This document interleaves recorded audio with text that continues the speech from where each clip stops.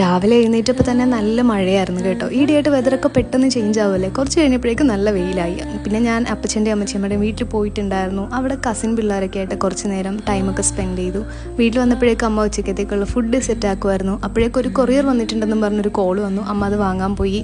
പൂച്ച കൊണ്ടുപോകാതെ മീൻ നോക്കിക്കൊണ്ടെന്നും പറഞ്ഞ് എന്നെ ഏൽപ്പിച്ചിട്ടാണ് പോയത്. പ്ലമ്മിൽ നിന്ന് ഞാനൊരു ഷാംപൂ ആൻഡ് കണ്ടീഷണർ ഓർഡർ ചെയ്തിട്ടുണ്ടായിരുന്നു. ഈയിടെയായിട്ട് എൻ്റെ ഹെയർ ഭയങ്കര ഫ്രിസ്സാണ്. So frizz control shampoo and conditioner, പിന്നെ എന്തോ ഒരു സാമ്പിൾ ഫ്രീ കിട്ടിയിട്ടുണ്ടായിരുന്നു.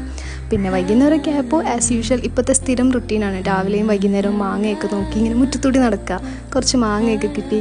പിന്നെ മുന്നേ ഇവിടെ ലവ് ബേർഡ്സിൻ്റെ കൂടും ലവ് ബേർഡ്സൊക്കെ ഉണ്ടായിരുന്നു കേട്ടോ. അപ്പോൾ അവർക്ക് വേണ്ടി വാങ്ങിയതാണ് ഈ ഒരു മണ്ണിൻ്റെ പോട്ടും കാര്യങ്ങളൊക്കെ. ഒരെണ്ണം മുന്നേ തന്നെ ഞാൻ മുളയിൽ വെച്ചിട്ടുണ്ടായിരുന്നു. വേറെ ഒരെണ്ണം കൂടി കിട്ടി. അപ്പോൾ അതും ചുമ്മാ ഇങ്ങനെ എടുത്ത് വെച്ചു. നീ അത് സെറ്റാക്കണം.